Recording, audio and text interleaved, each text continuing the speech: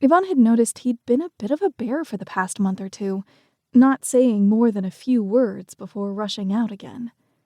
She was starting to miss him. "What's wrong, Grumpy Gus?" she asked, pressing her shoulder into his, trying to provoke at least some sort of smile. "You doing okay?" Leo's frown was firmly in place, as he merely nodded in response. "You know, I was thinking," Yvonne said, starting to worry about him. Leo was always pleasant, polite, and when she managed to get him to sit still for 3 minutes, he was funny, great company. Not that she'd convinced him to indulge in too many of those rare, relaxing moments since they'd both left high school and started their own careers. Leo was, plain and simple, a workaholic. And while she didn't find that particularly healthy, he'd always been pretty good at juggling all the balls, so she tried to accept it as part of his nature. "Thinking about what?"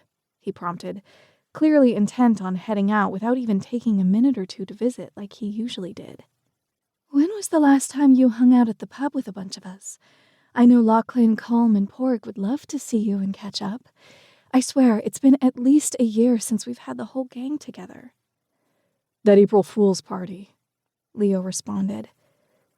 His answer took her aback. Had it really been that long? Seriously? That was nearly a year and a half ago. "I don't have a lot of free time right now, Yvonne. I was lucky I managed to make it that night." "Make some time," she suggested. "If you don't mind me saying, you look worn out. A night with the Collins clan can cure a lot of ills. Why don't you stop by tonight after—" "Tonight won't work." "Why not?" Leo sighed.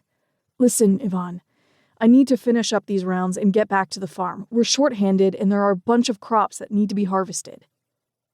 "You're always short-handed," she grumbled. "Maybe some other time, okay?" Before she could reply or even say goodbye, Leo was already out the back door. "Damn," Riley said, sliding next to her. "That boy is headed for a breakdown." "He's 31, Riley, hardly a boy." Riley shot her a look. "That's not the point. Leo looks stretched about as thin as a body can get. I'm starting to worry about him."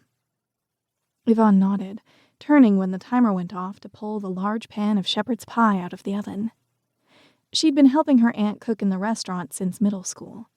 She loved to cook, loved spending time here in the midst of all the delicious smells, reworking old recipes that had been passed down from Grandma's Sunday to Riley and now to her.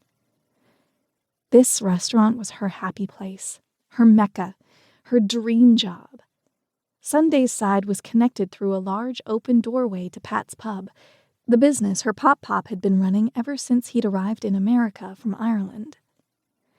Her dad, Ewan, managed the restaurant with her Aunt Kira, and Yvonne's plan for the future included cooking in the kitchen and eventually taking over the running of Sunday's side after Dad and Kira retired.